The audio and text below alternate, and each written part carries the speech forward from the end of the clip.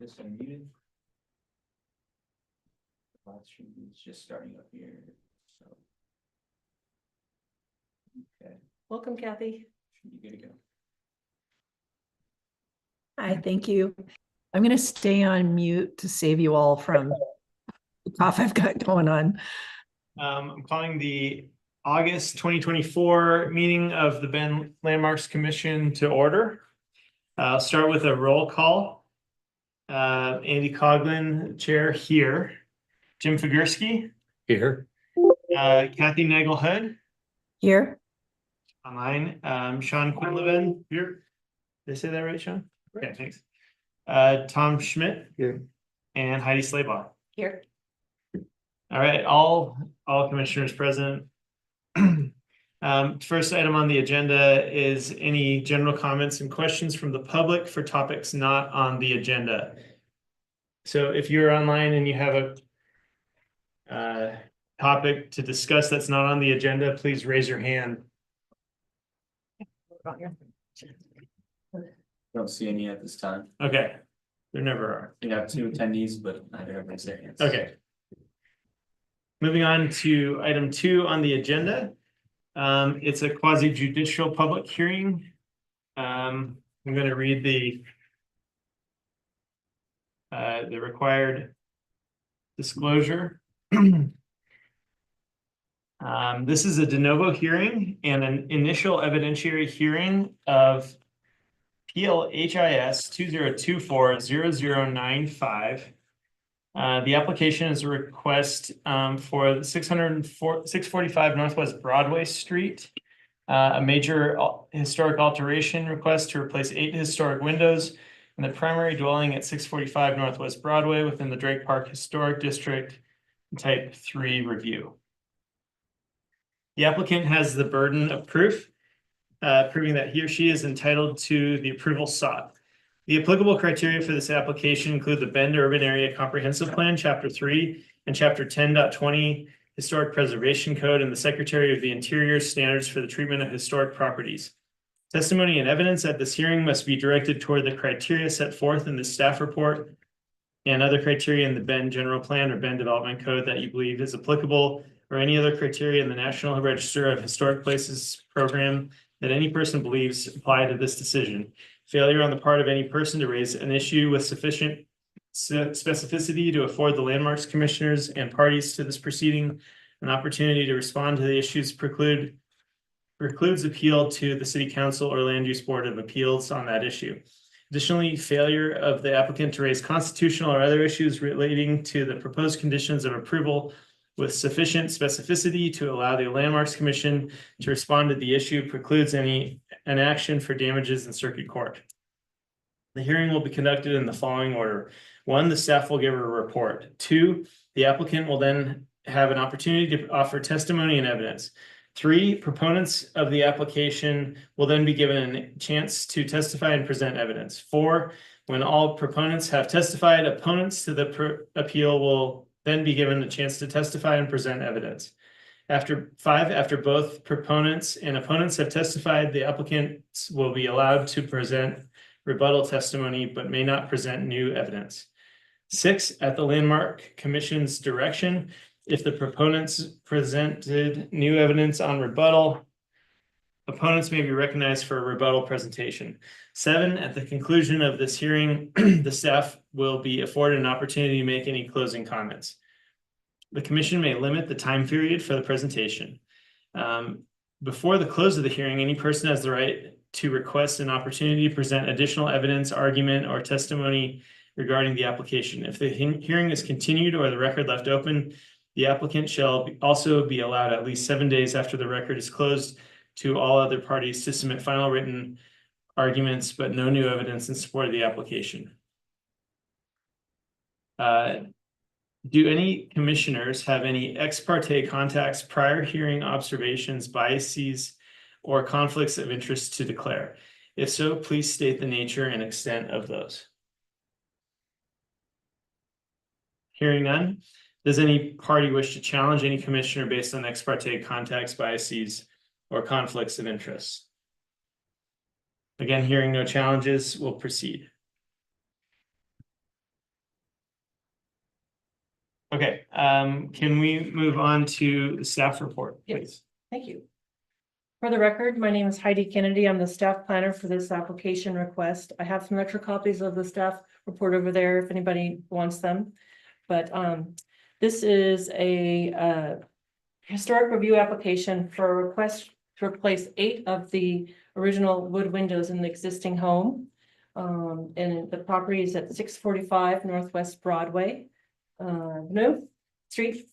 And the applicable criteria staff used for review was included both the Bend Code, Chapter 10.020, the Historic Preservation Code, and Chapter 4.1, the Development Review and Procedures and Bend Development Code. Originally, when the application came in earlier this year, the original submittal request was a proposal to include the removal of all 33 of the historic windows in the home. After discussion with Mr. Keebler, the owner, there is an addition on the house, and there's some new windows that were put in as part of the addition several years ago. After discussion with staff, we worked tried to see if there was any other alternative than removal of the original wood windows. And he has been working with a company to install interior storm windows.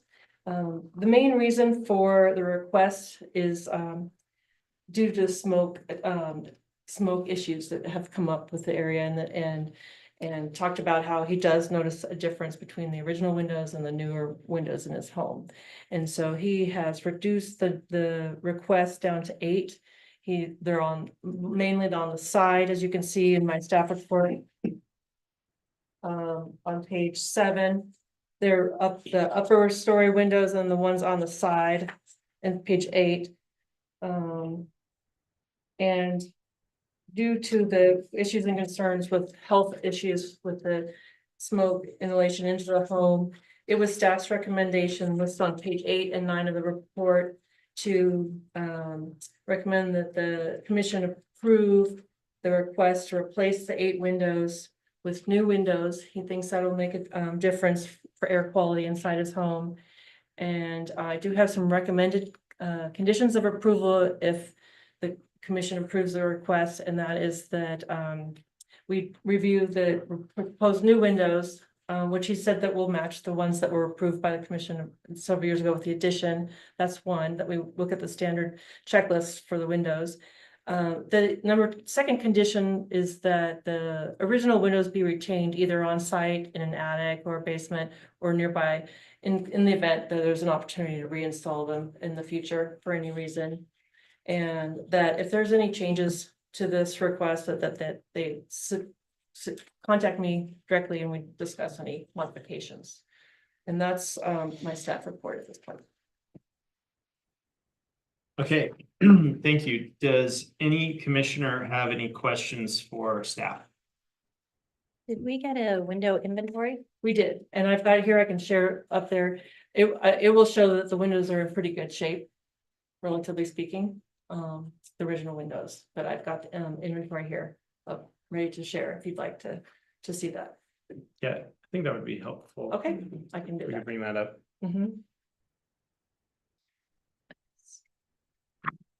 Do we have any, while she's bringing that up, does any commissioner have any other questions for staff? No, I'm gonna do this one. Yeah, exactly. Okay. Do this one. And then open it up. And then you can, yeah. There, open it. Why these particular 8? And the applicant is online virtually, and he has a family member here this evening to talk about that. Let's see, and they basically, okay. So Crystal, then I've got this one. Right, so share. So share, And then now you're sharing. and then I'm gonna do it my.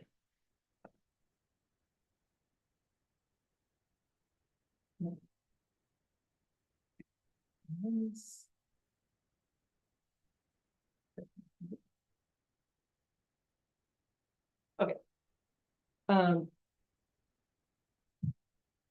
These were 8 windows that they where the furniture is located in the house and how you can access and open. It just these are the best locations.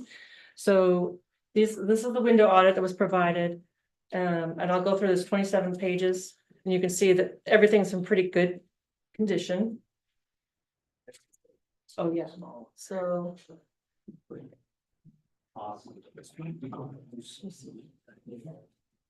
And then full screen.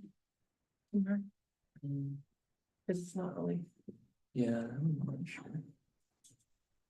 yeah, I think that's as close as you can. you're gonna get with, okay, all right, Cause it'll, the image will not be able to like fit the. okay, got it, okay. So you can see the internal pictures and exterior pictures. So second one.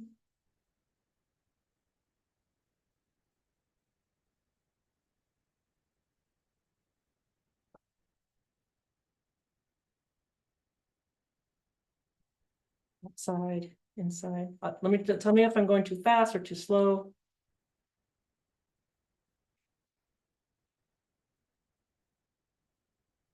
And we did receive one additional, one comment from a neighbor that was supportive of the proposal that came in, I think, after my staff report was written.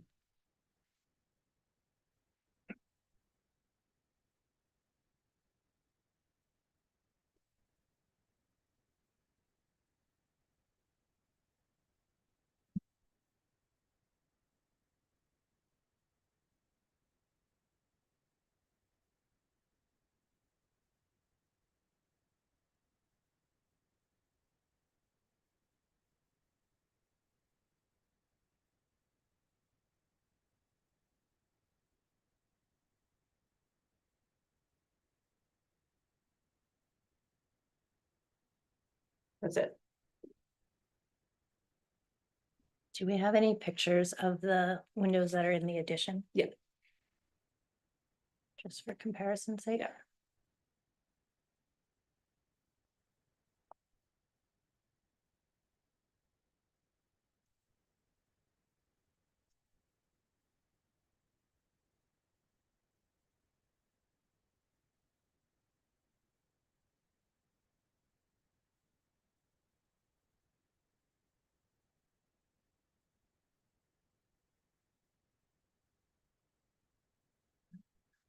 I'll find it.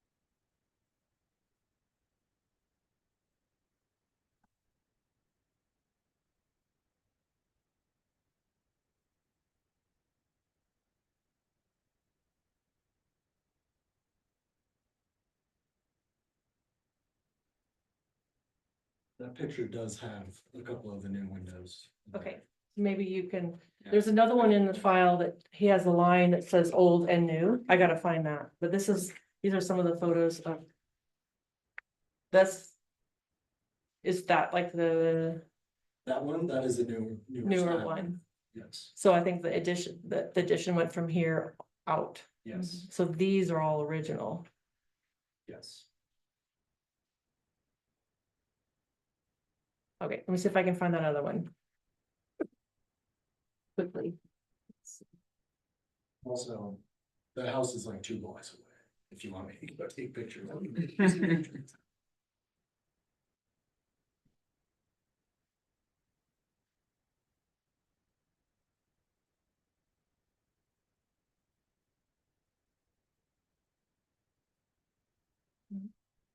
Okay. I can find it, I just need a second. I'm not finding it with the name, but he has it, it's a nice one that shows a red line that shows the separation. It's in the file, I'll find it.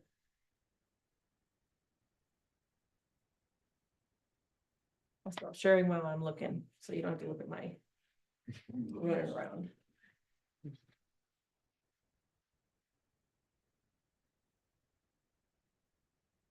Want to turn it over to the applicant meantime? Yeah, do you wanna wait Oh, for yeah. it, or do you? Sure, yeah, let's hear Okay. from the applicant. So now we have the opportunity for the applicant to offer testimony and evidence. So I believe the applicant is online. Is it Richard? Yes. Okay, I'm gonna promote him to a panelist. And you should have gotten a notification. And Richard, when you come online, please just state your name for the record. You're currently muted, Richard. You'll just have to unmute yourself. Okay, you have me now. We can hear you, Richard. Thanks. Okay. I'm here. State your name. Your question? Yeah, can you state your name for the record? Name's Richard Keebler. Okay, thanks. And this is your opportunity to present, to offer testimony and evidence in support of your application. So there's a narrative that goes along with the application, and Heidi has that. Have you all reviewed that? I have not reviewed it. I did not review it in the. It's pretty detailed narrative. That would be a real good to at least read over before I even speak, I think. Can you give us the high points of it? Yeah, basically it takes it from a high level that we all know that things have changed in our climate, and smoke is a factor. We have fire seasons every year now, and can't really expect that to change too much. Cost of energy has changed, and we've actually had to add air conditioning to the home, some that we've never had to have before. So all those energy issues plus the smoke, which is not acceptable anymore. We've had a day where we've had to leave the home because it was too smoky and go to another house because of the smoke. And a lot of that, in fact, almost all of it is related to the windows, because everything else has been sealed. When the house was remodeled in 2005 to 2007, everything was sealed up, and all those windows were taken out and fully renovated.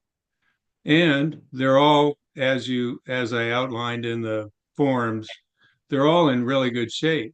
There is nothing to improve further with the old wood windows, but they cannot stop the penetration of the smoke.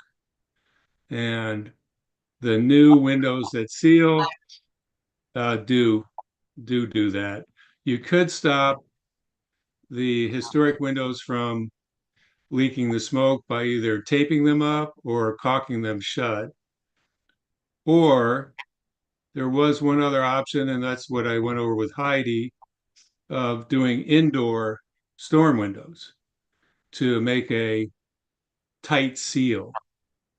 And because I'm willing to pursue that, I actually bought one of those and for one of the windows and tried it.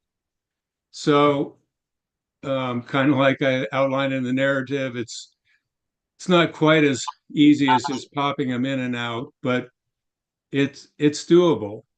So for all the first story windows that are street facing, which are a lot, I would be able to put in the indoor storm windows. It's definitely not convenient, because if you want to open the window for the summertime for 1 week, you have to pop that out. And then when the smoke comes back, you have to put it back in for that period of time. So, but I think that's workable. The 8 windows that I'm talking about are not street facing. They're mostly on the second story. And all those windows that I'm talking about now have essentially obstructions to being able to get to them. You have to be able to put these indoor storm windows in by having a free free entry to that window, and there's furniture and things in the way, and it isn't a practical thing to do. So, and it just will not solve the issue to leave the windows as they are. So that's why the application is for the 8 windows. And I think that was most of my points. And as I mentioned, there's a narrative that if I've missed some of the other highlights, should be included in there. I found the photos that I was thinking of. Oh, there's quite a few photos. And I'll share those. It's the front facade.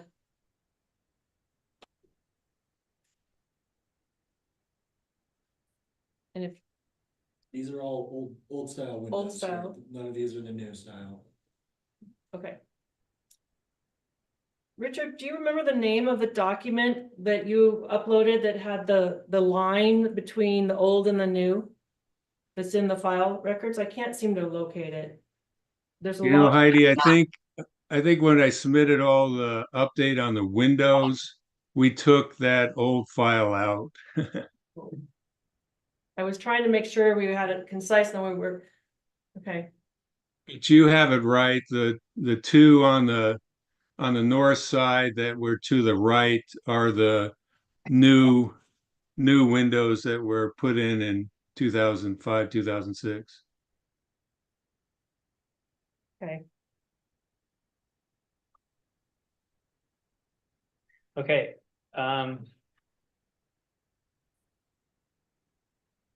any questions from commissioners to the applicant? It's the same operation for the windows. Like, What? The new windows? Yeah, like if they're double hung, it's the new ones are also double hung. Correct. Wood windows, and the same, essentially the same color. Yep. Same panes. Do we have the cut sheet of the windows that Yep, were used do. from the addition? I have a window order from him for this one, Okay, so I will pull that up.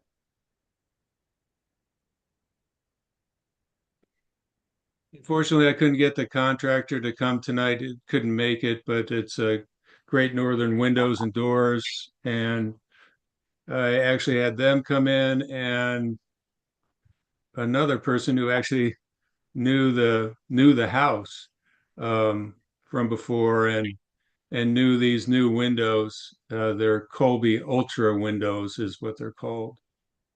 So here's the detailed Great Northern window order estimate. This is the revised one for the windows. For the 8 windows.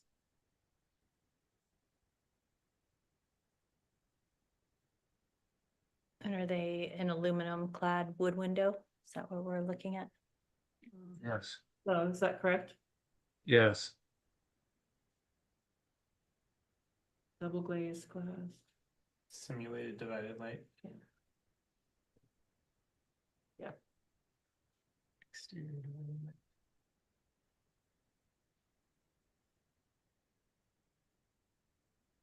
Okay. Any other questions for the applicant from commissioners? How long have you lived in the house? We moved in Easter Day 2007.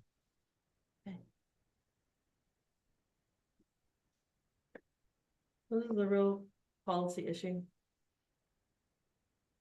But This is a real policy issue about, you know, balancing current events, issues, but sure, certainly, yeah.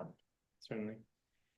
Okay, now that we've heard from the applicant, are there any proponents who wish to speak in support of the application? There are no attendees. Okay. online. All right. I mean, I'm for it. Yeah. I'm living in there currently, so it would be nice Those windows, Can we get you on the? Can you sit up here and state your name, please? hi there, my name is Wes Keebler. I am the applicant's son. I actually moved into the house with them in 2006 and lived there for about 3 years before moving out. I can tell you that those windows do not seal fully. It is very difficult to seal a room, especially the upstairs rooms get very hot. And the heat from the outside just stays trapped in those rooms with those single pane windows. And then you have the storm window on top. There's also a safety risk involved when changing out these storm windows, especially from the upper level. When inclement weather is there and you're changing those out, it can be rather dangerous. The skinny ones weigh from 15 to 20 pounds, the larger ones 20 to 30, and it's very difficult and cumbersome to actually get them removed. I was helping him remove them a few weeks ago, and I even asked him, oh, are we removing these ones too? Because they look the same. It was one of the new style windows. So I couldn't even tell that one of the newer ones was a new one compared to the old one.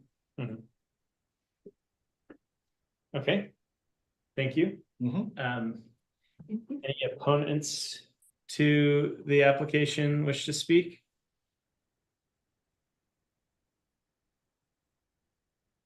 Hearing none, we will close the public hearing. You can sit back down.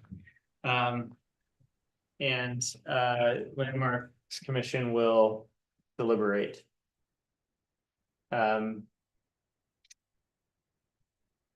Should we, does anyone want to share their initial opinion?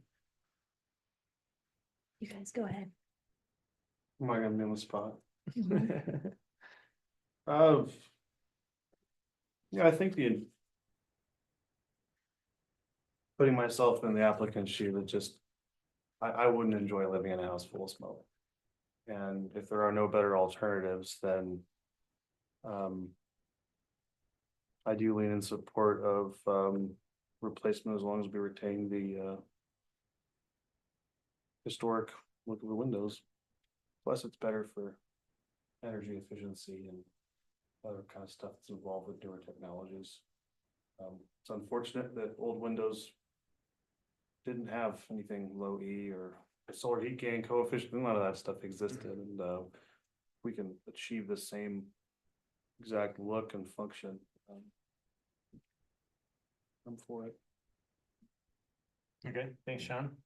Anyone else want to share? Sure. I mean, I think, as Heidi mentioned, the policy issue is,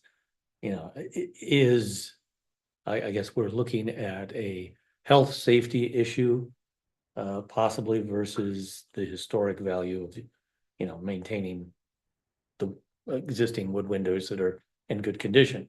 And, does energy and health outweigh the historic, or is that a mitigating factor? I think that's what we have to wrestle with. I think the applicant has worked with staff to come to a significant compromise. And given that the new windows are not in a primary visual corridor, and are a secondary and look pretty much like the old windows anyway. I'm sort of at this point leaning in favor of a waiver due to, health, safety, energy concerns. Okay, thanks, Jim. Anybody else?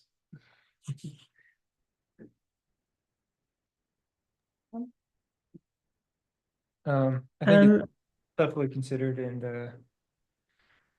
the replacement windows are high quality, so I don't have any issue with that. And yeah, it does seem like an issue that may come up more and more, and something that we'll have to think about precedent setting for.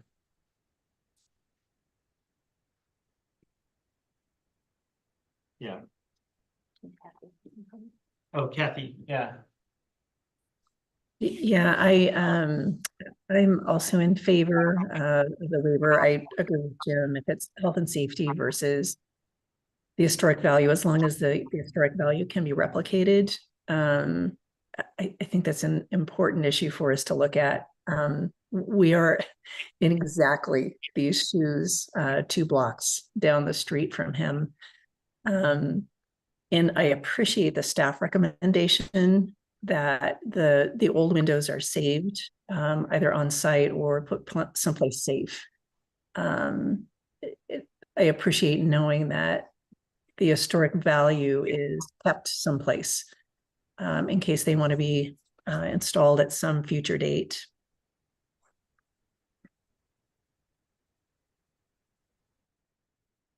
I guess it's you and me, Heidi. All right, Sure. I'll go.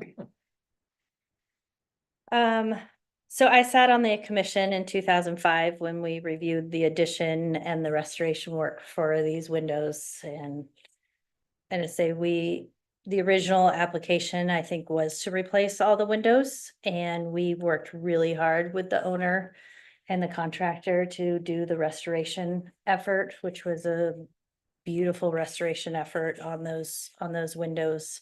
It was essential that, at least on the front facade, that they were retained as they are listed specifically in the National Register nomination as a character defining features. So I appreciate the applicant working with staff to maintain those. I understand the literal fire life safety issues with the windows on the upper floor, and putting in the indoor windows up there. The south side doesn't give me as much heartburn on replacing because it is nestled up to the adjacent neighbor. But the north side and definitely the east side are windows that are hard to convince me to replace when they are in such good condition. And that's why looking at that window inventory is so critical. So I guess I missed it on the website, but I appreciate you bringing it back up again.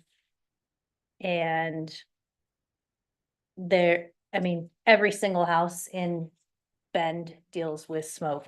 I don't have air conditioning. I live in a newer 20-year-old home with crappy vinyl windows, and I have a ton of smoke in my house, so at least hopefully you won't be replacing with vinyl windows. But precedent setting is huge, and I mean, we let one person replace beautiful original historic windows because of smoke infiltration for a couple days out of the year. I understand it's a health issue.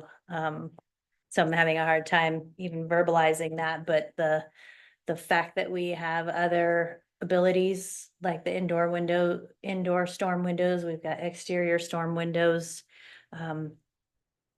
And I would push for at least not having the windows, at the very least, not replaced on the front elevation. 2 and 3 on the north elevation are probably acceptable as being on the second floor. And that's an egress. It's probably a bedroom up there. So you do spend more time up there, and having the storm window issue, I understand. So I'm not as concerned about the ones on the south side, but I am not finding enough convincing arguments to the condition of the windows to merit pulling out these beautiful historic windows. Okay, and yeah, to add to what everyone said, I do think that there's a special status that we give to windows that are described in the historic write-up. The historic write-up talks about the Tudor style wood door with 12 panes. That's not scheduled for any replacement. Many of these are described, the 6 adjoining double hung windows, 6/6 panes, none of those are scheduled for removal. 3 adjoining, to the left of the entry, 3 adjoining double hung wood windows, 9/9 panes. Those are also not, don't look like 9/9 panes, but maybe that's inaccurate. front and rear facing barrel dormers with 2 adjoining double hung wood windows, 6/6 panes. I don't really see, and then there's an open porch and 6, these windows were probably removed during the rear addition for the rear of the house. Although window number 1 is not specifically mentioned, it is in that front elevation, and I would propose that I could be amenable to the replacement of all the windows scheduled except for window 1, based on its prominence in the main historic front facade of the home. I guess should we make a motion or should we have more discussion? Seems like we're not in a consensus yet. Well, just if Commissioner, if Heidi, if you had any suggestions other than just leaving the windows there, is there some alternative to the interior storm windows? Is there a type of interior storm window that's easier to remove and replace that would allow, the same sealant that the applicant is trying to achieve?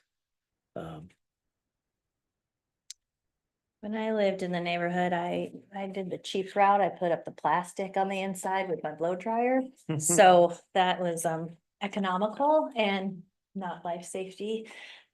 But I wouldn't do that with kids in my house. So for multiple reasons, right? You can't get through it. And that's why it's like on the second floor, I am concerned about egress out of bedrooms, and having either interior storms or exterior storms, I know pose a safety hazard. So that's why, a little less concerned. I'm very grateful that the front facade windows and the main windows on the north elevation on the first floor are all being retained. So that holds a lot of merit in my mind.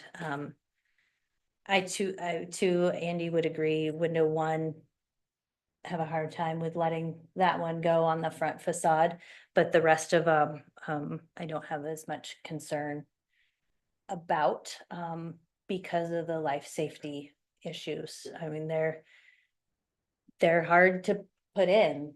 I don't remember what the door schedule says, they're 3x5 windows at the smallest probably. So, that's a lot to put in, and usually it's a 2-person job to install them in Indo window, right? Make kind of the best interior storms. And they still, I agree, the applicants are saying they're the ones doing them. They're still awkward to put in, so.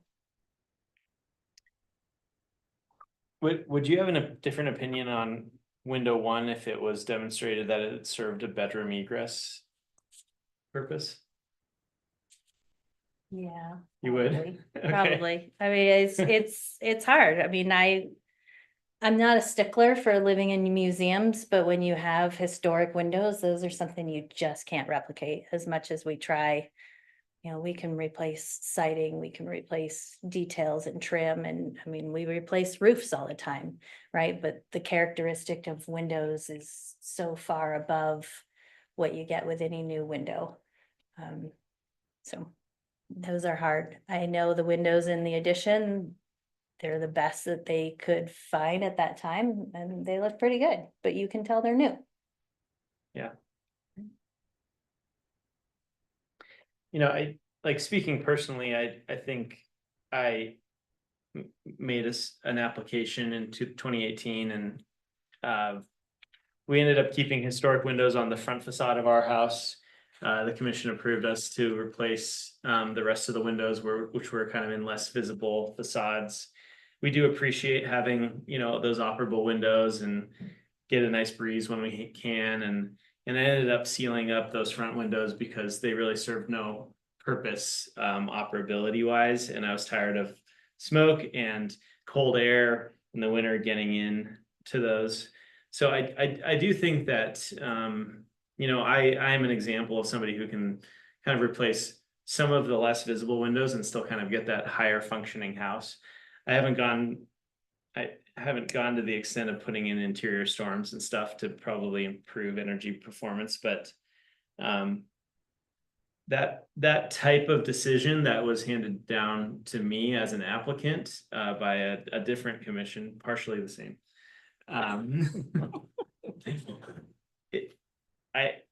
I've grown to appreciate over the last 6 years of living in that house. I am proud of the way it looks from the front compared to if I had replaced it as my neighbors did, like in the dead of night with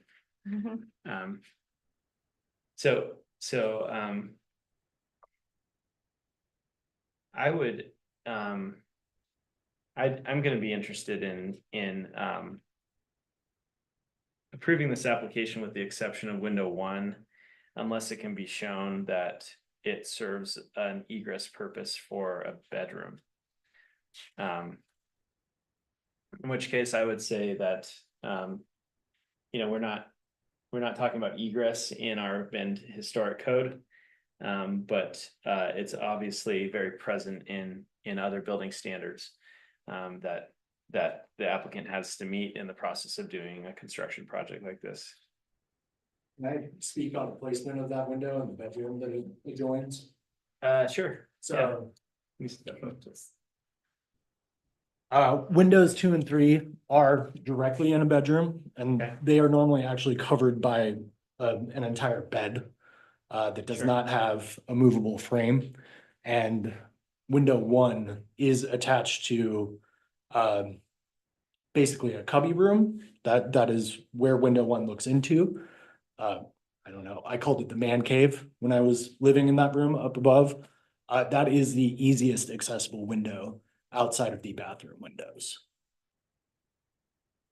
Like for an upstairs egress purposes. Yes. Based on the placement of furniture. Mhm. Heidi, you had the front elevation pulled up. And that Mhm. window looks different if that was the front elevation than what it looks like in this drawing. Wait, hold on. You could It does pull- actually open differently than all of Okay. the other If windows. you could pull up the front elevation again, that would be great. So it's not used as a bedroom?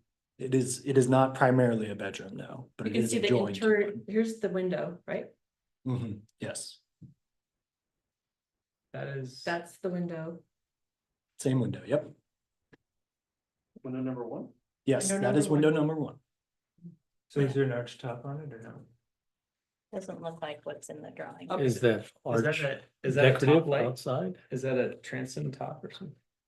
Sorry, that's just a screen. Exterior view of the Right, window. let me find That's the it. screen of it.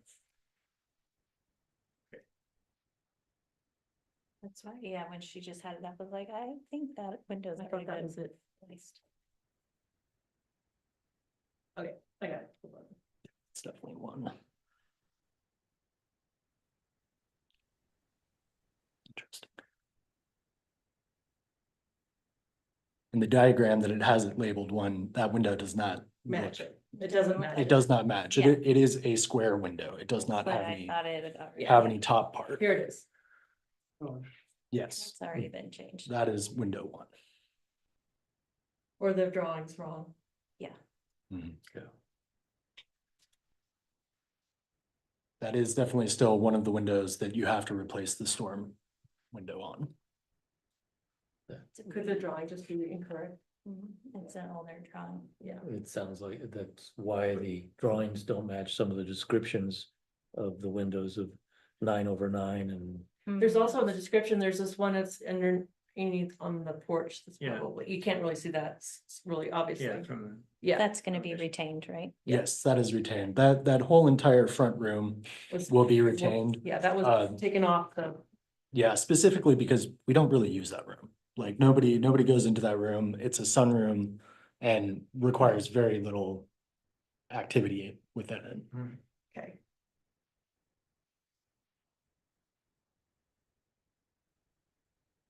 Okay, any other discussion among the commission?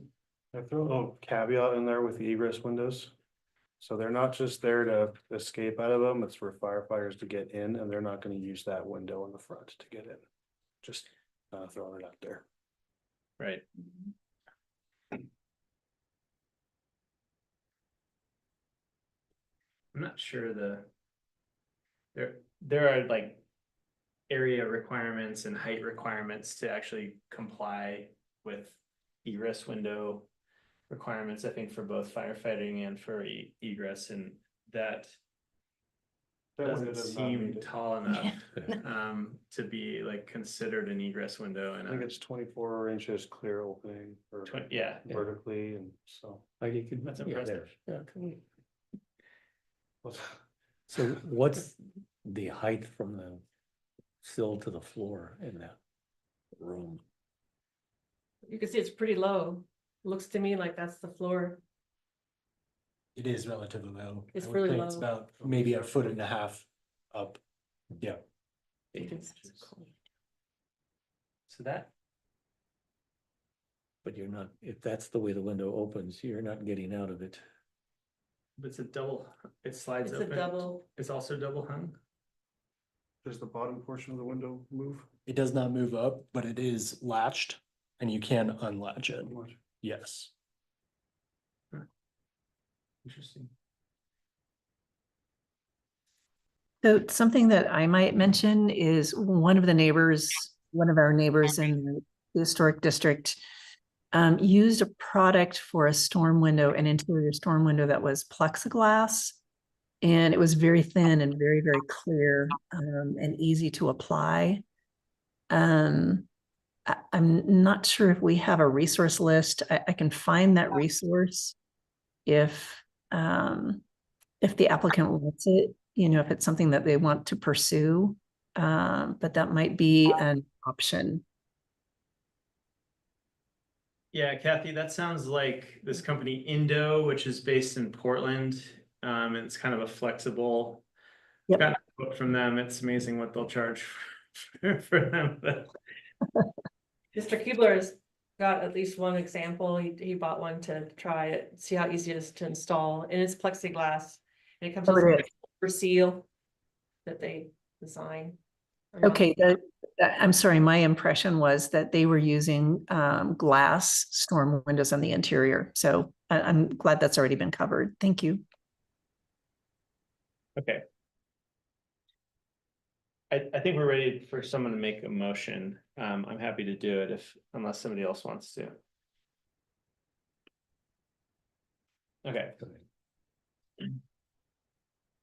I will make a motion to accept the application with all staff recommendations, with one special condition of approval that window 1 be removed from the inventory of windows to be replaced, but that the remaining windows may be replaced with the proposed window product.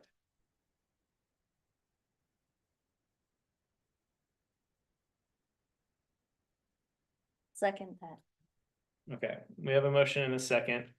Any discussion or amendments?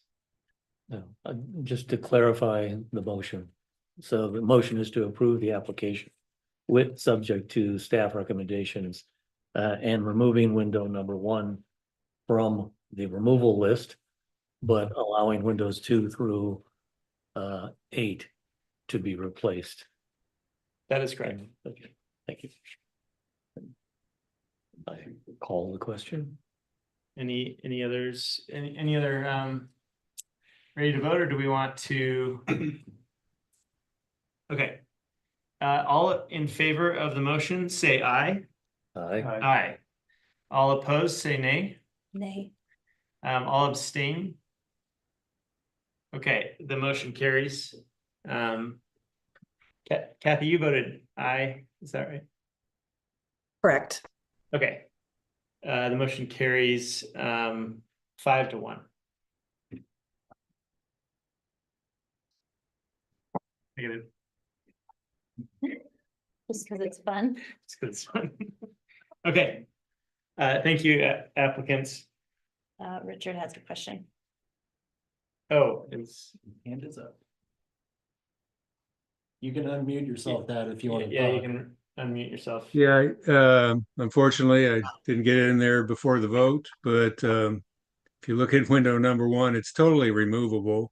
It's latched on the upper and lower. And I don't believe there's a solution for me to put a indoor plexiglass, the Indow solution. And that means that has to continue with the smoke, which is exactly what I'm trying to get away from. When there's a fire, I don't care if it's an official egress spot or not. If you need to get out the window, you need to get out the window.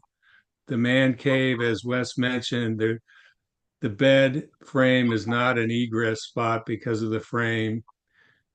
And that definitely you'd be going out that window. The new windows also move. They move from, they don't just go up and down, they come in and out. You guys are aware of that, right?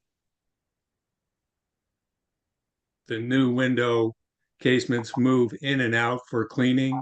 So if you needed to jump out of there, you can jump out of there. And it's actually safe enough for, I would think, that I'm only going to break my leg and not kill myself when I try to get out. So unfortunately, I didn't get in there before you voted, but I think that is a major issue. And I'd like you to really look at that frame to see if you actually would be able to install an indoor storm window there. I don't think you can. Thank you. Okay, thank you. Moving on in our agenda, item 3. Mr. Chair, Yes. can I make a suggestion that the applicant have a Indo or some manufacturer come look at that window? And if they cannot indeed get an indoor storm window for that window, come back to staff for reconsideration of window number 1.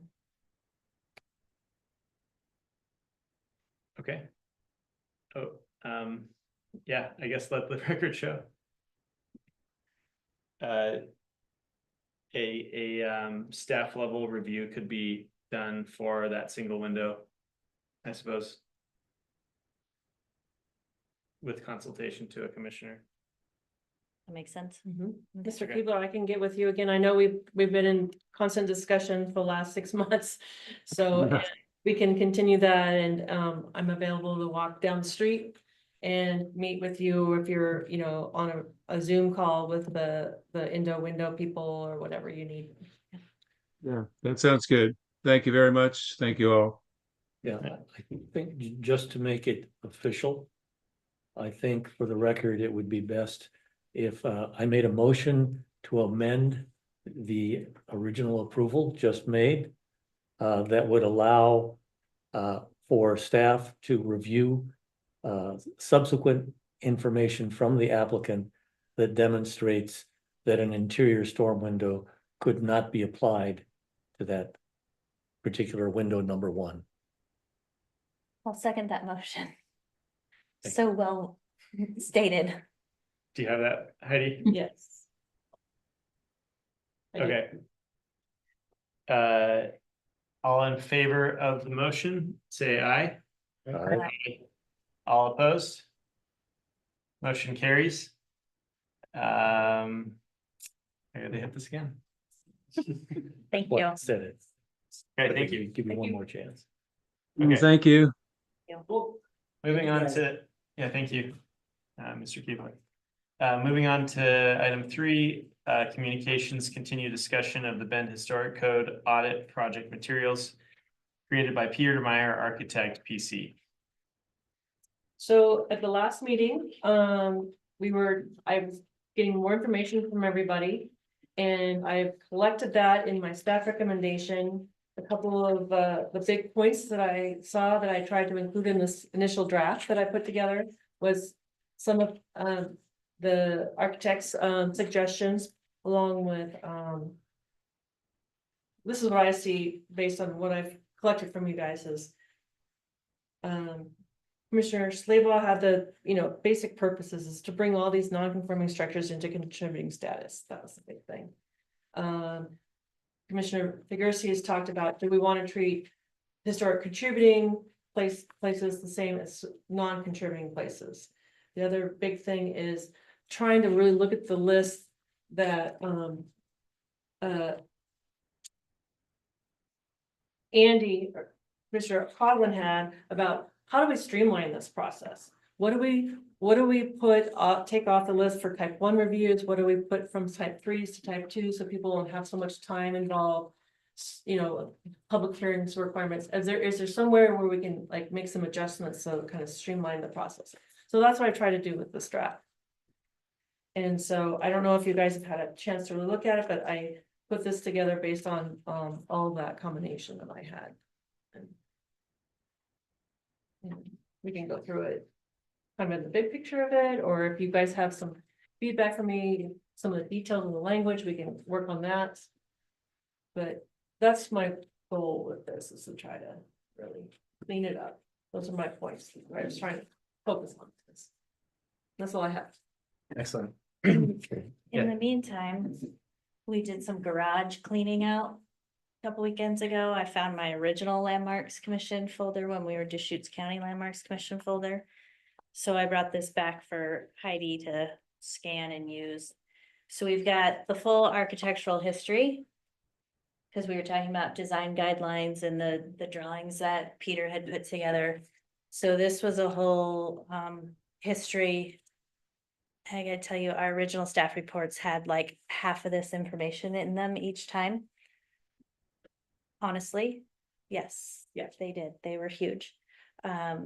So there's a lot of information that we can incorporate into our design guidelines and that, as well as we actually had advisory guidelines for historic properties. So we've already made this. I can't remember why, when we became the Bend Landmarks Commission, we didn't adopt this.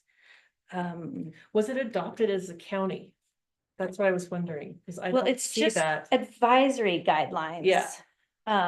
Which is what we were talking about anyway, is having that secondary document where Right. you Yeah. can give that to people and say, Yeah.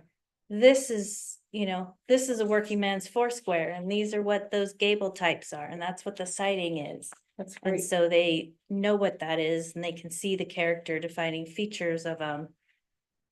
It even talks about landscape, which we probably need to adjust. And Peter put together kind of a short and sweet version of that, Yeah. probably, that included examples from the two districts, which was helpful. I Yeah, thought. And I was so, really Yeah, a lot of put those together. these two things have that to put together Mhm. with it. Yeah. Just thought I'd share that we have this Is the information. county still using this? I mean, the county's disbanded, I guess, their historic commission, right? They have a county landmarks commission, but it's just the Sisters and the Pine at this point. It's the county, which has like 6 properties. Okay, And then they do pick up Sisters, who has very few, and they don't have enough bandwidth for a full commission themselves. So I think that they are, taking those because it's part of, Sisters is part of the county. I mean, it's. But I don't know. That's a good question. I don't know if they're using that. I don't know how much activity they see, honestly, yeah, that was kind of the reason for, disbanding. yeah. Is it possible to get a scanned copy of the document, Heidi? Or is it possible to find it anywhere? Yeah, Heidi Look in her garage. Kennedy. Yeah, look at my garage. Heidi Kennedy will have to scan what I can do that, no problem. Okay, I don't know if you still have Pat's original files somewhere. But I mean, that's Michael Hauser. The second one was Michael Hauser. So that was before Pat. Okay. Yeah, I mean, I like the idea of pulling from an existing document Mhm. that we don't have to draft as this kind of advisory document, which Peter provided us a lot of nice little sketches that Yeah. I thought could be like the source, the beginnings of a new document, but the amount of work that it would take from a volunteer or from staff to Right. produce a document like of this level of detail would be A lot. extremely, no one's ever gonna find time for it. We could have AI write it. Yeah. And then AI read it. Yeah, I think those would be great Okay. to disseminate. I can do as that for next far month. as- We don't have a public hearing scheduled for next month, and today was the deadline for notice. Okay, So we could have a meeting in September and just keep working on this, roll up our sleeves, and I can have the scanned document, I can scan it and email it to everybody earlier than just a week before. If you could give me some feedback on just my red lines that I have with the actual code document with those missions in mind, or if I could also have that ready to go as well. okay, So that'd be great. It's gonna help me a lot. What I do all day is black and white, black and white, black and white, and this is so subjective. Yeah. And, Yeah. it feels that way anyway. It I'm is. struggling to, Mhm. Yeah, That's why we all sit up here together. yeah. Yeah. I do have some questions on the red lines. yeah, That's that'd be okay. great. I really appreciate you beefing up the definitions. I think that's gonna help a lot. Okay. I'm curious as to why an alleyway is not considered public right of way. Is this based on, Because of the language in the design section that says, well, if it's visible from a public right of way. We were talking about that at the last ADU over a garage, at what point does the code just focus on what's in the backyard stays in the backyard kind of, or, Right. what's visible from the street? so when So- we're walking some of those alleys? Yeah. Non-contributing is what we'd be seeing because it wasn't visible from. right Some of way. Is those that are, the idea? I think that, I think it's predominantly like with landscaping, there's some code sections that says visible from. Let's see on page.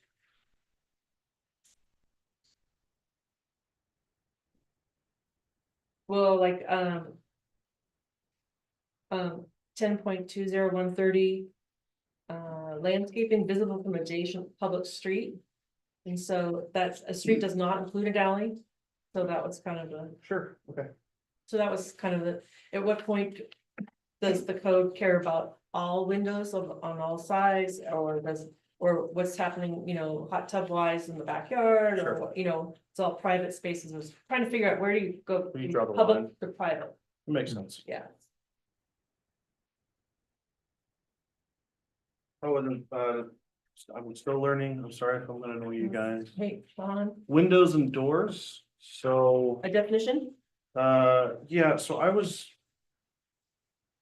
looking into it today from a building code perspective. On For replace- replacement? For replacement, Okay, I found this is on a currently adopted code. I don't know if anybody here knew this, that if you're replacing a residential window. It does not have to then comply with egress if that room is a bedroom. It only has to comply with safety glazing, so tempered where that's required, and then energy efficiency to the maximum extent practical. And the building official can exempt certain requirements because it's historic. Okay. But I was just curious as if somebody had a bedroom with a window that wasn't a good egress size and they really wanted to add one for the sake of safety. Would the commission potentially consider that? Particularly as what the feeling is, this is not kind of facing on the front. Is that something that we would want to, unless warranted for safety reasons or something like that, or? it usually becomes an argument for the replacement of the window from applicants. I know as an applicant myself, I petitioned to basically lower the sill height of a window so that it could be of egress size for a bedroom, that, you know, we caulked off the historic window that's on the front, but on the kind of driveway side of the house, we increased the size of it in order, and by replacing an old wood window with a modern aluminum clad wood window with a just taller, I mean, same head height, but lower sill height. Sure. I don't think that our historic code addresses any other requirements. Right. And, you know, much of my career, I've helped implement, like I implemented safety standards for like anti-terrorism for buildings at Pearl Harbor, which were directly at odds with the historic preservation goals at Pearl Harbor base in like Hawaii. So, and to reconcile conflicting requirements that may be in the building code that may never appear inside of a historic code. I don't know, maybe we want to address that. Maybe we want to address conflicts with safety standards, with energy standards. I don't know what other standards structural standards. I think largely we are very sympathetic to sheds that have been neglected that are about to fall over, or any real structure that's about to fall over, even if it was designated historic contributing. And but it's implicit in all these approvals that we give that we're balancing some performance and some safety or energy or other type of building code desired outcome. So I think that it would be nice to have Have that that in there. addressed in. Yeah, I think some- the to hope some there degree. is because we're regulating a historic code, and if the historic code says it's restricted outright by approving something that's outright laid out, this seems contradictory to what we agreed to do, right? So let's figure out a crafty way, you know, unless required by building code, something of that nature, not just allow it to be willy-nilly, but something, but not so strict that it's this language disallows it, right? So anyway. Yeah, I think it may be, I've been involved in a couple of remodels of historic structures in the Portland area that required some pretty amazing engineering. I think, you know, if there are structural issues in a historic renovation that, you know, as guidelines, I mean, we ought to be saying, you know, that those structural renovations shouldn't impact the visual nature and appearance of the historic structure. I'll use an example. One of the ones I was involved with is Community Music Center in Portland. It was an old fire station built in 1907. It was converted to a community center. It was totally unreinforced brick, including the hose tower. And the, you know, and it was a community center. It was 2 stories. So had to put an elevator into the structure because it's a public building. And there was a lot of discussion about how to do that. All of the structural elements were done interior to the building with steel beams hidden, you know, on inside walls and straps laid under the flooring to tie all the beams together. And an elevator was built outside the structure. This is again one of those things where I learned that it had to be similar but not alike. And so I think the architects and engineers on that particular project went through great extents and to satisfy building requirements without significantly impacting the appearance of the structure and its historic significance. And I think that should be a guiding, I would use as a guiding principle is, okay, what do we, you know, I'd hate to see somebody come in with a steel cage. I saw that done on a building that wasn't owned by the city in northern Portland, where to satisfy structural elements, they attached a steel basically cage to the outside of the building and strapped everything to that cage. Beautiful. So It was as good a steel cage as you could have made. They did powder coat it black, but that was about. Yeah. So I don't know, I'll just keep going. I would like to revisit the alley issue. Yes. That's been Yeah, my alley pet peeve. issue, historic contributing, non-contributing, what could be off the public hearing plate, those things, yeah. Yeah, because we've seen, in my opinion, some pretty ugly additions in alleyways, and they are visible to the public, being the people across the alleyway and to either side in the alleyways. Right. And alleys at one time were great play spaces and public areas. So I think, I'd like to see that, the language in there that says except for, Okay, including alleyways, okay, where we could have made some suggestions to those applicants to break up these two-story facades that, were facing their neighbors. And even to the extent that, you put a hot tub in your backyard. And I've lived in situations where that's been the case, and I really didn't care to hear my neighbors cavorting in their hot tub from my backyard. So, so I can scan what Heidi's given me, Commissioner Slabaught's given me, and then, I keep working on my red lines, if you have comments and feedback on my, proposal, if you get that to me, and I can, get that all ready and prepared for our meeting next month. I can do the scanning of the design guidelines early and get that one out early for you. Does that sound like, okay, Yeah, excellent. all right? Great. Now let's move on to item 4 on the agenda, approval of minutes from the July meeting. I move to approve the minutes as submitted, extensive as they are.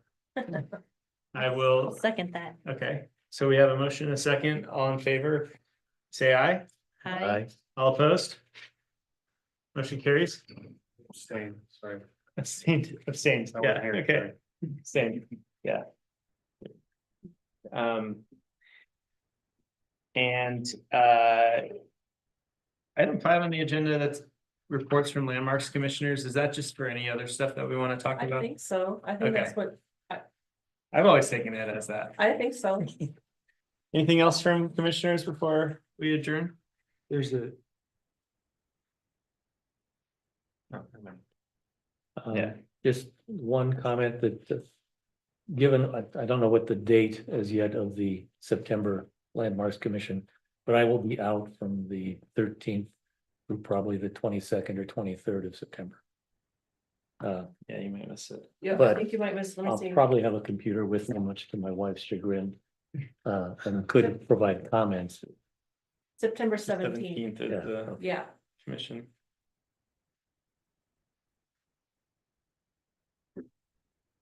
Okay, great. Okay. Move to adjourn. So Second. moved. Okay, all in favor to adjourn, say aye. Aye. All opposed? Abstain? All right, we're adjourned. Everybody. Thank you.